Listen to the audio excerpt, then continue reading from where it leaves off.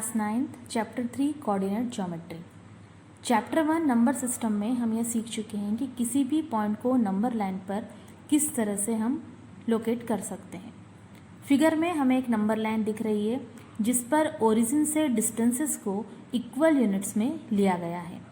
Right hand side में distances positive ली गई है और लेफ्ट हैंड साइड में नेगेटिव ली गई है।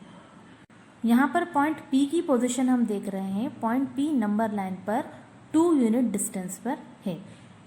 अब यदि इसी पॉइंट P को हमें एक प्लेन शीट पर या एक प्लेन पेपर पर बताना हो या पॉइंट P की पोजीशन को हमें एक पेपर शीट पर बतानी हो, तब हमें क्या करना होगा। पॉइंट P की पोजीशन को हम बहुत तरीके से बता सकते हैं, जैसे पॉइंट P पेपर के अपर हाफ में है या पॉइंट P पेपर की लेफ्ट एज से पास है। इसके अलावा हम ये भी कह सकते हैं कि पॉइंट P पेपर की लेफ्ट साइड के अपर कॉर्नर से बहुत पास में है। लेकिन ये तीनों तरीके पॉइंट P की पोजीशन को एग्जैक्टली नहीं बता सकते।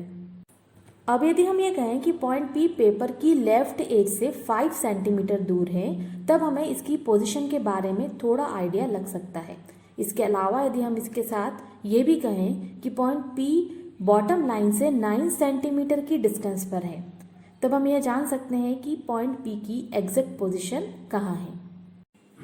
इस तरह से हमने जाना कि किसी प्लेन सरफेस पर किसी ऑब्जेक्ट की या किसी पॉइंट की पोजीशन को बताने के लिए हमें 2 इंडिपेंडेंट इंफॉर्मेशन की ज़रूरत होती है। ऑब्जेक्ट की दूरी सरफेस पर बॉटम लाइन से कितनी है और ऑब्जेक्ट सरफेस की लेफ्ट एज से कितनी दूरी पर है। किसी ऑब्जेक्ट की पोजीशन को बताने का यह सिंपल आइडिया हमें मैथमेटिक्स की एक बहुत ही इम्पॉर्टेंट ब्रांच की तरफ ले जाता है, जिसे हम कोऑर्डिनेट ज्योमेट्री कहते हैं।